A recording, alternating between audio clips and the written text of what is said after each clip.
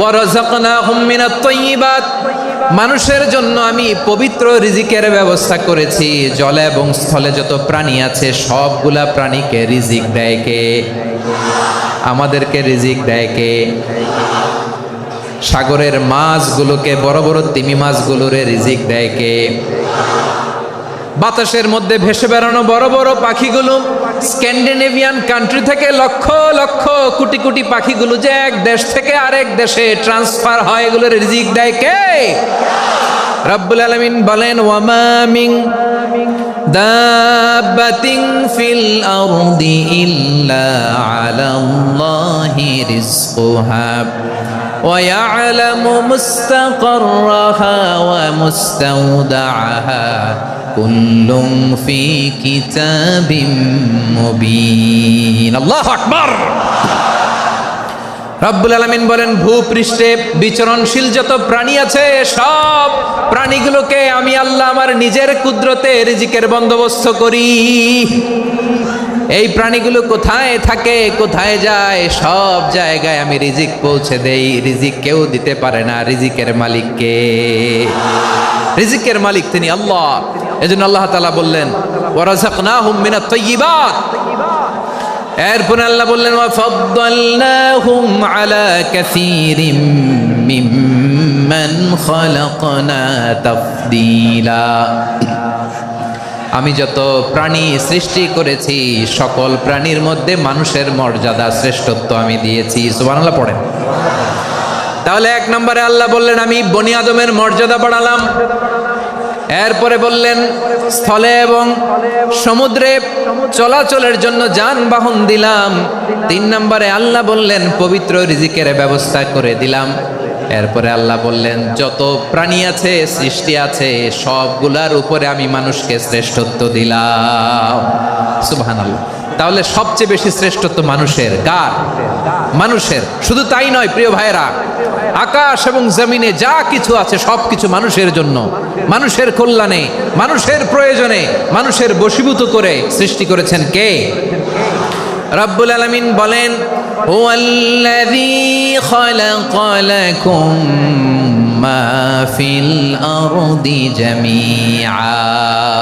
এই জমিনের মধ্যে যা কিছু আমি আল্লাহ সৃষ্টি করেছি সব কিছু আমি মানুষের জন্য সৃষ্টি করেছি। পড়েন সুবহানাল্লাহ। হুয়াল্লাযী খালাকা লাকুম মা ফিল আরদি জামিআ। যা আছে সব আমাদের জন্য, সব আমাদেরকে সার্ভিস দেওয়ার জন্য, আমাদের উপকারের জন্য, আমাদের কল্যাণের জন্য। আওয়াজ করে সবাই পড়ুন আল্লাহু আকবার। অন্য আয়াতে আল্লাহ বললেন, ওয়াসাখখারা লাকুম মা ফিস সামাওয়াতি ওয়া মা ফিল আরদি জামিআম মিন ইন্না ফি যালিকা লাআয়াতিন লিকাউমি ইয়াতাফাক্কারুন।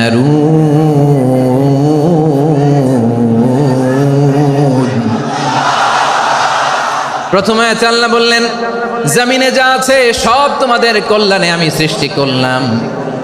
এরপরে আল্লাহ বললেন আকাশেও যা আছে সব তোমাদের জন্য সৃষ্টি করলাম, তোমাদের অনুগত বানায় দিলাম। পড়েন সুবহানাল্লাহ।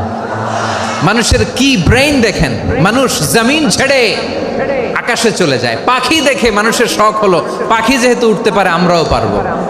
অরবিল রাইট, উইলবার রাইট, 2 ভাই মিলে আঁকাঝোঁকা করতে করতে করতে করতে প্লেন বানায় ফেললো। কোন সুবহানাল্লাহ। এখন পাখিও ওরে, আমরাও ওরি। এরপরেই মানুষের কৌতূহল থামে না এখানে। মানুষ চলে গিয়েছে চাঁদে। কোথায় গেছে? এখন কিন্তু চাঁদে জমি বিক্রি হয় জানেন? পৃথিবী নিয়ে মারামারি শেষ। রাশিয়া আমেরিকা এখন ধরছে চাঁদ আর মঙ্গল গ্রহ। এখন চাঁদে জমি বিক্রি হয়, মঙ্গলে জমি বিক্রি হয়। এই চাঁদ, মঙ্গল, বৃহস্পতি, শনি সব আল্লাহ তাআলা আমাদের জন্য বানিয়েছেন। সুবহানাল্লাহ পড়েন।